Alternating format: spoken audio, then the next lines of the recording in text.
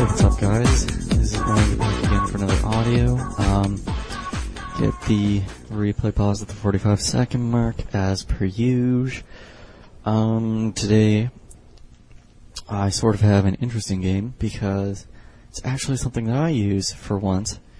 Because I don't actually use many of the pro strats too often. I usually have, like, my own variation, but, this is about as close as I can get to something that I do.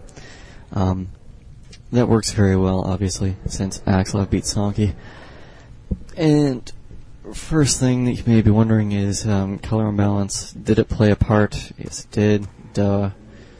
I know that was a sad joke. But, yeah.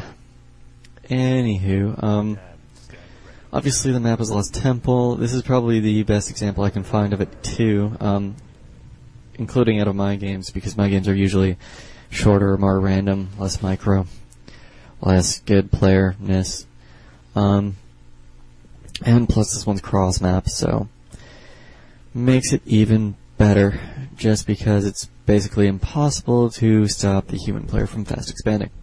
So that's why this replay is so wonderful. What did I have to say? It was something important, but whatever. We'll leave that to later when I can actually think of it. It's pretty stupid that I do audios and then forget what I'm going to say. I should probably write these things down, but oh well. Shiznak happens.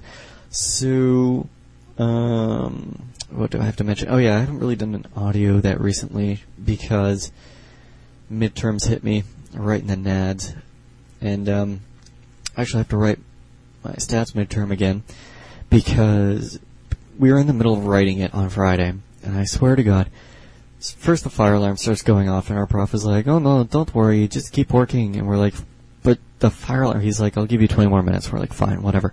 So we keep working, and then the alarm changes from, "Oh, I think there's a fire," to, "Oh my fucking God, get out of the building, there's a fire." So the alarm changes to, like, something even more obnoxious, which is hard to believe. And then he's like, "No, just keep working, just work through it." And then the fire marshal comes in. By now I'm halfway through the exam. The fire marshal comes in and he's like, "No, you guys have to leave." We're like, "Oh, for frick's sake." So not only are we halfway through the exam, but he's making us rewrite our exam on Monday, which means he has to write an entirely new exam, which means I'll probably have to study again, because what's already on the exam, which I already knew all of, basically, because we got to keep them, and I got to look through it, and be like, "Yeah, I know this, sweet, it was good, now I'm going to have to study all the stuff that I don't know." Bastard. So, yeah. Midterms honestly hate me. Obviously fire alarms hate me too. But, yeah, that's enough of that. So let's unpause in 3, 2, 1, unpause. Oh, I just remembered what I was going to mention. This good old brain of mine. Blink is actually doing a replay tournament for a bunch of the members' replays. So basically, if you play an epic game and you send it to them, it might be on the front page. So you guys should check that out. I forget who won week 1, but whatever. Or week 2, or whatever the hell's going on. Yeah. So basically, you will notice that Axelov is doing a late fiend build, which means technically it's a fast tech build, but he's not going to be teching. He's actually going to be going Crypt Lord, as you can see by clicking on his altar. So the thing with the Crypt Lord is, it's sort of a strong early game hero in the fact that you can creep faster, and it's sort of a weak early game hero in the fact that you can't really save fiends. So you're more likely to lose units early game as opposed to with a DK. And if he goes Mountain King, you're in a bit of a puddle.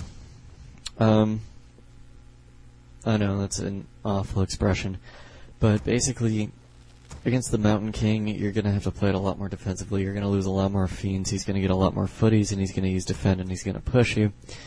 So you just kind of have to play the attrition game in that sense and just make sure that your hero doesn't take too much damage.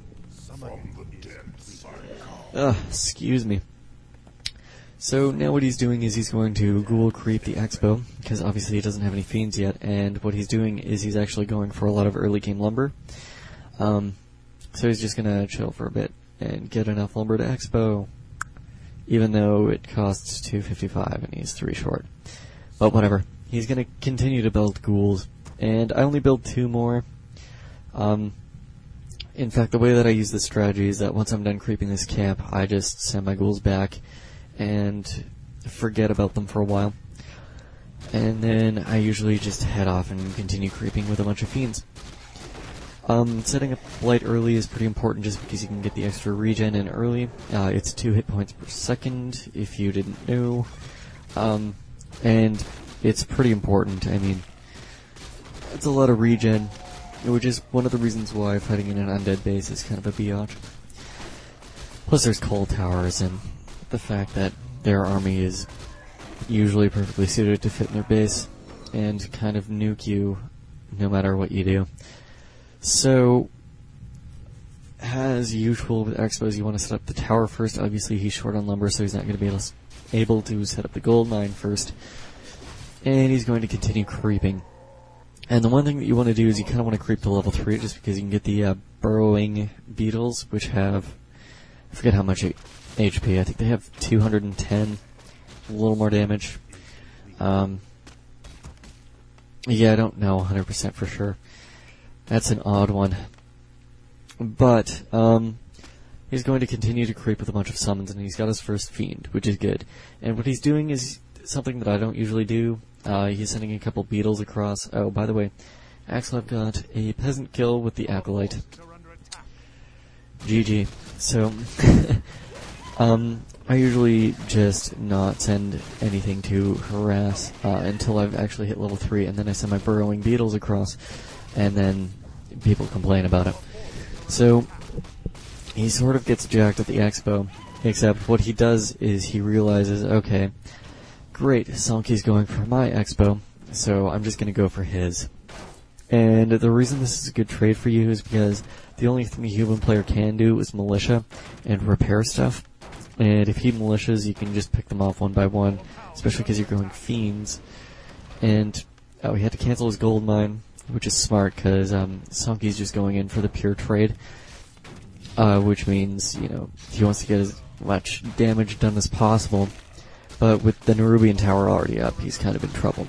So he's forced to TP. And Axelav hits level 3.